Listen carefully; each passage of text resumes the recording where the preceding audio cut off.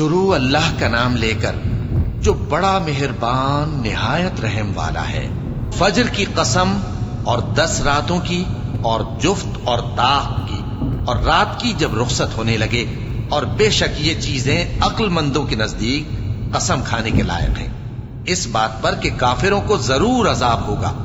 کیا تم نے نہیں دیکھا کہ تمہارے پروردگار نے قوم عاد کے ساتھ کیا کیا، جو ارم کہلاتے تھے، دراز قد مانند ستونوں کے، کہ تمام ملک میں ایسے پیدا نہیں ہوئے تھے؟ اور سمود کے ساتھ کیا کیا، جو وادی قرا میں چٹانیں تراشتے تھے؟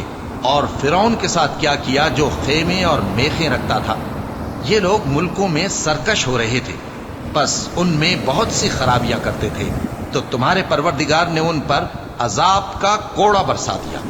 بے شک تمہارا پروردگار طاق میں ہے۔ مگر انسان عجیب مخلوق ہے کہ جب اس کا پروردگار اس کو آزماتا ہے کہ اسے عزت دیتا اور نعمت بخشتا ہے تو کہتا ہے کہ میرے پروردگار نے مجھے عزت بخشی، اور جب دوسری طرح آزماتا ہے کہ اس پر روزی تنگ کر دیتا ہے تو کہتا ہے کہ میرے پروردگار نے مجھے ذلیل کیا۔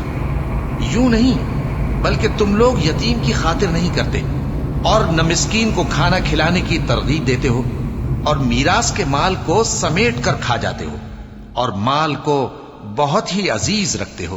یوں نہیں، جب زمین کوٹ کوٹ کر برابر کر دی جائے گی اور تمہارا پروردگار جلوہ فرما ہوگا اور فرشتے قطار در قطار آ جائیں گے اور دوزخ اس دن سامنے لائی جائے گی، تو انسان اس دن سوچے گا، مگر اب سوچنے سے اسے فائدہ کہاں مل سکے گا؟